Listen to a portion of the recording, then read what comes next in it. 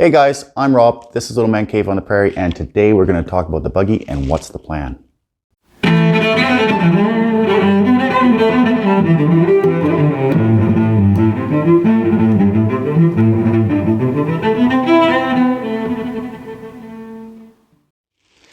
Okay, well, as you all know, this is the Buggy, 89 front and rear dovetail. Lots of you guys have seen that. If you haven't, I've got lots of videos on just this thing and the time that I've taken to do all this kind of stuff. But I've never really explained what the plan is. Now, first of all, I'm being very patient with this thing. I have a lot of patience. I'm a wood carver for a living.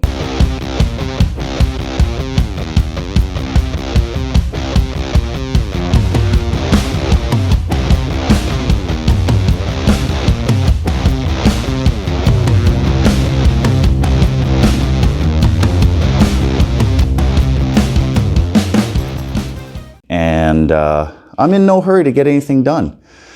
And it sounds bad, but if you want to do things proper and everything, you got to have patience. It takes time.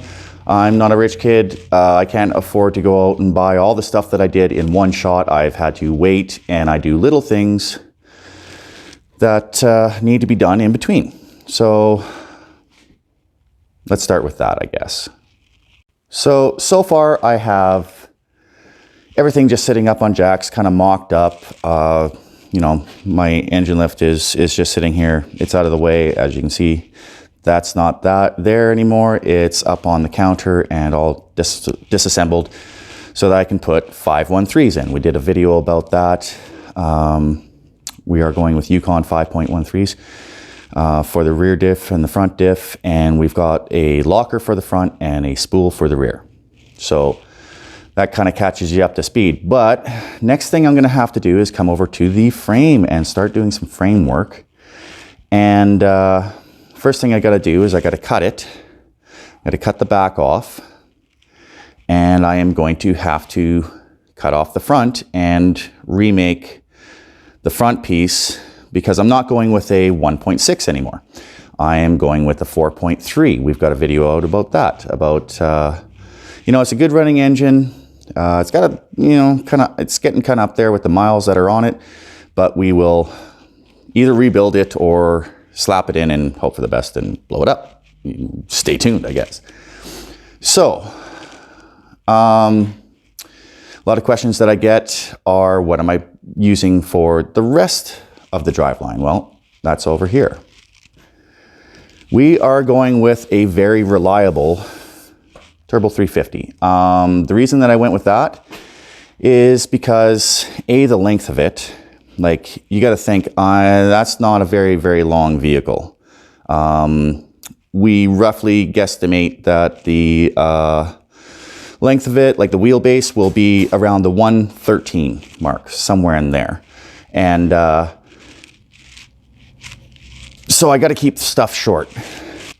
So I went with a very short, because it doesn't have an overdrive, right? It's just 1, 2, and 3 and reverse. And that keeps things, like, if this was had an overdrive and stuff, it would be a longer one. And this is out of 83 to 85, something like that.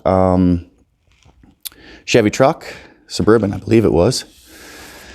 And so that's the biggest reason that, and it's just reliable. Like, these things are bulletproof. They're easy to work with, you know, and, you know, not a lot of wires coming off of it or anything like that. So I don't have to worry about, you know, sensors or anything like that. So trusty right there.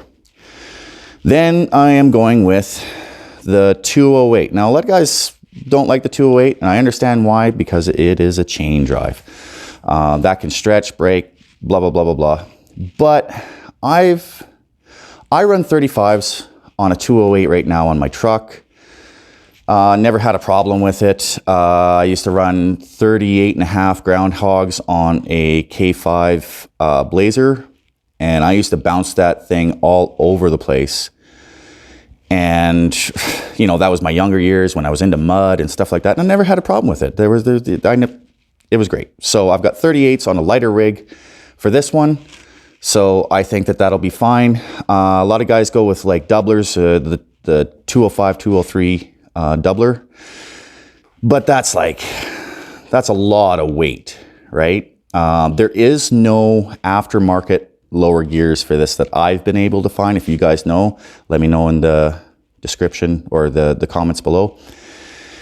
I'd love to find, you know, a 3-to-1 or something like that, but I can't find it so far. But the thing about it I like about this is that it is like 80 pounds versus, you know, it's a big weight saver. It's aluminum for the outside, so that, you know, really helps out and stuff like that. Then we can move over to the diff. Now this one's all taken apart. If you look here, like, those are in pretty good shape. So I think that this thing was just kind of babied or just sat in a field somewhere. These are Scout 2 diffs. Reason I went with Scout 2 is, okay, so the two, usually people go with Yoda axles, and I understand why, because of the strength and yada, yada, yada. These are Scout 2 diffs, and they are a little bit wider than Yoda's. Biggest difference between Yoda's and these is that I got these for $100, and in my neck of the woods, you'll pay $500 to $1,000 for a set of Yodas. Once again, they are stronger and all that jazz, but this is fine for my application. It also has a passenger side drop diff, or like in the front there. This is on the passenger side, which I need to run the 208. And even if I stayed with the 1.6 and the tranny that came from it, trackers are a passenger side drop. So that's another reason that I went with this, just affordability. And I know lots of guys that run these, and they pound the heck out of them all the time, and they seem to do fine. Up here is, you know, all the 5.13s that need to go into it. That's why this is taken out, so that I can swap those out. Over here we have our fuel cell that I've actually had this for quite some time, just kind of waiting. Now I bought this when I was still going to use the 1.6, and this is I believe a 30 liter. I don't think it's going to be big enough for the 4.3 unless I'm hauling gas all the time. So I don't know whether I'll replace this, but it will be a fuel cell either which way, just to keep everything up away from all the links and stuff like that. And then, of course, I went with the 38-inch TSL Super Swampers. Honestly, I haven't had a chance to test these out, obviously, and I'm looking forward to do so.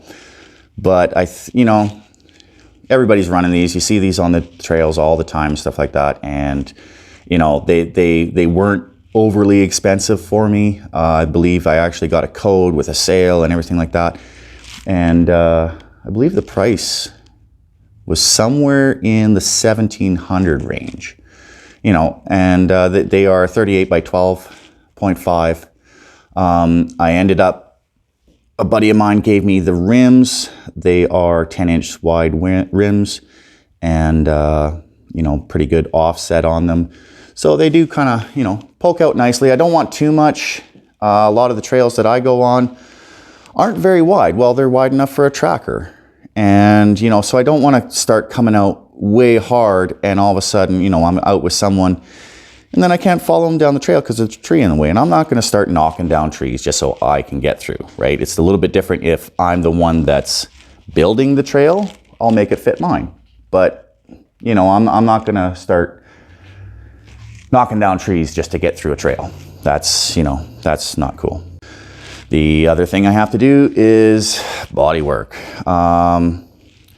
These obviously, if you watch the videos, these are stress cuts. And now that I've got it inside, hopefully that rust will stop. But this is so that see how that rounds nice and neatly? And, you know, that has to happen all the way up to the front. And, you know, so that it goes around. When you know, kind of like your floor, if you have these lines, it adds structure, and that just beefs it up a little bit. But as you can see, I've got to cut out a pile of crap. This tunnel right here is probably going to have to be cut up. I don't know until I get the engine tranny and transfer case in there and stuff like that. And then I'll know if it's going to fit. This is pretty thin, you know. So I will see how that goes. And, you know, if I have to rework that, then I have to rework it. I also have to build something of a back thing. Where I live, it gets, you know, minus 45, 50 Celsius. Have no idea what that is in Fahrenheit, but you got a phone, sure, you can figure it out. It's cold. And the winds around here are, you know, they can jump up to 80, 90K in 10 minutes. So that makes it really cold for the wind chill factor. I do have to build a bottom. Now I'm going to wait till I get all my links and everything in and do all that. But, you know, that'll let me know what type of room. But I do have an idea of, and I'm not sure if it'll work or not, but I've got to, you know, box this in. But I think I might do it with aluminum. And then just, you know, off the metal, I'd put tabs and I'd bolt it in, right? And that'll keep, you know, a little bit of lightness going on in there. I'm not sure if I can put my rad up front or if I'm going to put it back here, but either which way I need to cab this in somehow and make that work. As for the suspension, now, I was, at first this was going to be the budget build and everything like that. But once I started spending all the money on parts and stuff like that, well, it's not so budgety anymore. So, I was going to go with a 1/4 elliptical suspension. And pretty much the gist of that is that instead of leaf springs that come and, you know, attached to a frame at the back, attached to the middle of the frame there, and then your leaf spring hangs there and it attaches to your diff. And, you know, that's great, but I don't have the back of a frame anymore, or I won't soon. So I was going to do that, but here's the thing. Okay, if you go with the 1/4 elliptical, and from what I've been told and research, they flex like mad, which is great, but they're very unstable. And I was like, okay, well, for my neck of the woods, that's not going to be that much of a problem. But here's the thing, is you still have to link it anyways, you know, to run that. So really, by the time you actually fab up the pieces that, you know, because you're crushing, you cut your spring in half and then just the back kind of comes out and springs down. So you're flipping your leaf spring upside down and it comes out, attaches to your diff, and then it flexes like that, right? So if I already have to do all that, well, heck, I could just put in, you know, if I still had a frame, I could just put in coil springs, and that's a better ride, right? Well, if I'm going to go that far, well, why not just get air shocks? You know, Fox 2.0s for me, for this one, is probably in the neighborhood of about $275 a piece. Well, by the time I go out and buy all the steel and fab everything together, go buy leaf springs and stuff like that. And leaf springs aren't that cheap either, you know, because I probably go with new. I wouldn't want something sagged. I do have up at the front of the vehicle here, I have a pile of just parts. When I got the diffs, well, it came with all that, and you know, so I was going to use those, but I don't think it's going to work for my application. So I will be going with a set of Fox 2.0s. A lot of guys told me, well, why don't you go with, you know, 2.5s with a reservoir and stuff like that. Okay, that's not for a light rig. A light rig is better with 2.0s. This is, for what it is, it's going to be actually quite light, I'm hoping. But, you know, we'll see when I get further along as to, and like I said, any of this could change, except for what I've, you know, got on the counter. That's going in the 4.3, like the driveline parts. So I will probably either 4-link it or 3-link it, like with, well, there's a bunch of names for it, like Y-link, 3-link, whatever. But I think I'm just going to go with a 4-link. You know, tested, true, it works. Now for the front, I'll probably just go with a 3-link. Especially when I'm putting in a motor that doesn't actually fit this frame, I don't know what type of space issues I'm gonna run into. And the 3-link just, well, it's easier to do and, you know, works quite well. I'm not sure if I'll need certain tweaks here and there. I'll have to see once I get the engine. I have to make my own engine mounts and everything like that. You know, I'll probably go with a universal bar for holding tranny and T-case and just go like that. Color. It is going black. Just like every other vehicle that I have, I like black.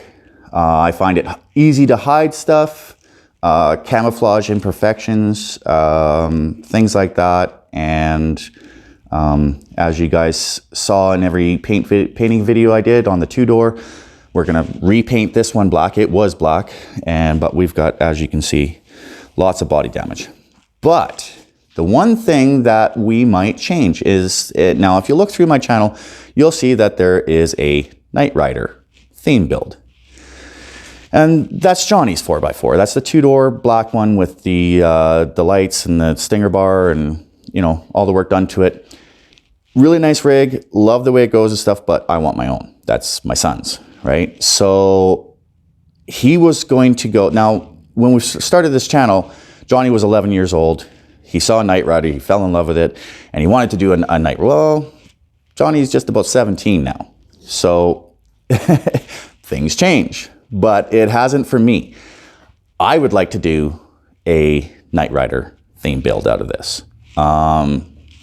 I would put the cowl, you know how they have that, on the old Trans Am, it had a cowl, but it was only on the driver's side.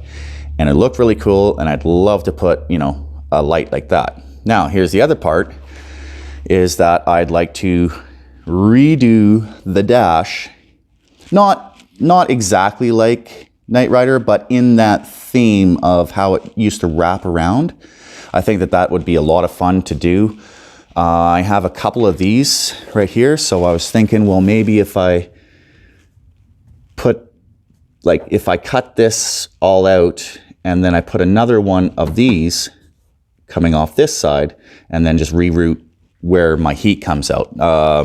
Because I'm going to be, you know, making this enclosed on the back here, I'll probably just use the back door of a tracker, like a tin top or something like that. And I'll just weld it all in, and it should fit a lot better. And it's already got the glass and all that jazz. And I'll just like kind of how they shave door handles to get rid of that. I'll probably just do that. Now, once I do that, this heater isn't going to try to heat up, you know, all the way to the back. It's just going to heat up to here. So it doesn't really matter where I put these. I could, you know, reroute them somewhere else, hidden even, and it's going to take nothing to heat up this size cab, especially with a 4.3, right? And it's going to be a bigger rad. It's going to be, you know, all this sort of stuff. So I think these, obviously trackers have a hard time with heat. That's why there are 97 videos of how to get more heat out of your tracker. So I guess that's the plan. There's so much to do. I'm really excited to get on the Buggy. I have gotten done a bunch of the stuff that I needed to around the house. I got to get the lift into this one, and you know, a couple other things. We've got stereos, rock lights, fun things for the kids. This is mostly going to be for the kids to come out wheeling with us. Johnny's 17 now, so he can drive it. Or well, will be 17 soon. He'll be driving it. We'll be going out wheeling and just light mode wheeling, you know, back trail stuff. But that's it. That's the plan. If you guys like what you're seeing, you want to see more of it, we are going to really get into this winter. I got a couple of other YouTube friends that want to come help me with it.